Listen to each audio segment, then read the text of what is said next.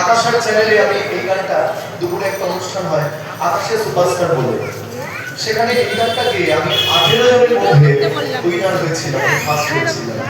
হ্যাঁ, কौन कहते भगवान सुने कौन कहते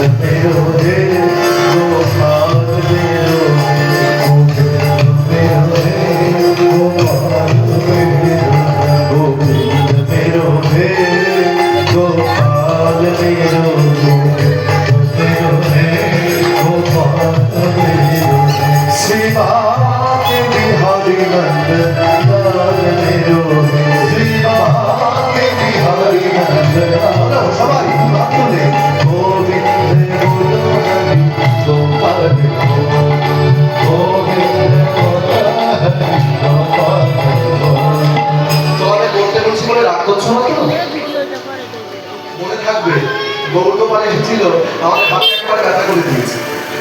হ্যাঁ, আজকে তোমরা যদি গাও আমার থেকেও বেশি খুশি হবে মন্দিরে যিনি বসে আছেন, যে ভক্তরা এত সুন্দর গৌর অনুরাগী ভক্তবৃন্দ যারা প্রাণ ধরে শুধু কীর্তন শুনছে না, প্রাণ ধরে গাইছে। হাত তুলে বলো গোবিন্দ গোলো হরি গোপাল গোলো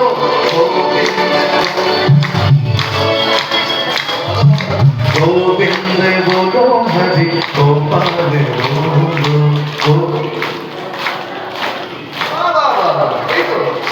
রাধা রমণ হরি গোপাল গোলো, রাধা রমণ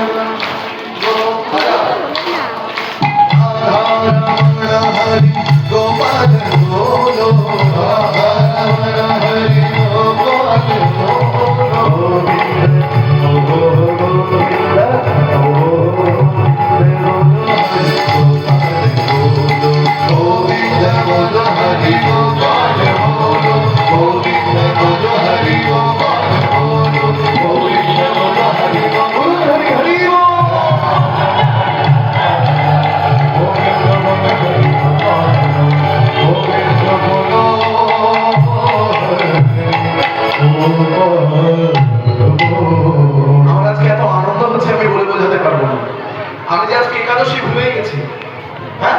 আজকে এত সুন্দর একটি দিন আর এত সুন্দর তোমাদেরকে পেয়ে আমি সব জায়গায় বলি যে আমি যেখানেই কীর্তন করতে যাই না কেন বাবা, হ্যাঁ আমি যেখানেই যাই না কেন মুর্শিদাবাদের কথা বলতে পারি না।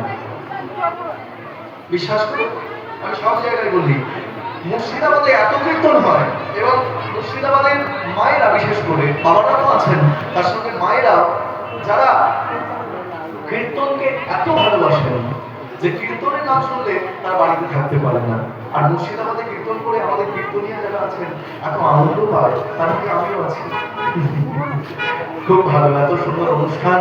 যাই হোক, আমার খুব ভালো লাগছে। এই লালগোলা সন্ন্যাসীতলা, নামটাও খুব ভালো, সন্ন্যাসীতলা। আর যারা মহিলা কমিটি রয়েছেন, আমার কাকিমা, দিদি, আমি সবাইকে চিনি না, যাদের সঙ্গে প্রতিনিয়ত আমার ফোনে কথা হয়েছে এবং বারবার আমার বলেছে গৌরপাল আসতে হবেই তোমাকে। হ্যাঁ, তা যাই হোক, সে বছর এসে আমি একটু স্কুল ঘরে ছিল তো, এবার জোর করে বলে দিয়েছি এবার কিন্তু আমি স্কুল ঘরে থাকবো না। এই বছর আমাকে এত সুন্দর ঠাকুর বাড়িতে থাকতে দিয়েছে, আর আসার সঙ্গে সঙ্গে আজকে একাদশীতে এত কিছু ব্যবস্থা করেছে, এত আদর যত্ন আপ্যায়ন। যাই হোক, তোমাদের আত্মীয়তায় আমি মুগ্ধ হয়েছি। আমি যতদিন পারবো তোমাদের লালগোলার সন্ন্যাসীতলার মায়েদের কথা আমি সত্যি কোনোদিন বলতে পারবো না। যাই হোক, এই অনুষ্ঠান সম্পূর্ণ ভিক্ষার অনুষ্ঠান এবং আজকে একাদশী তিথি। শাস্ত্রে বলছেন কেউ যদি একাদশীর দিনে দান করতে পারে, কেউ যদি একাদশীর দিনে 100 টাকা দান করো বা 500 টাকা দান করো, তাহলে 5000 টাকা দান করা হয়ে যাবে। এটা একাদশীর দিনে একমাত্র, অন্য কোনো দিনে নয়।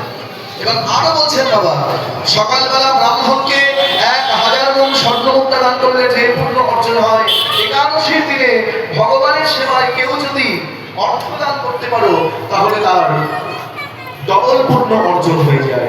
তাই তোমার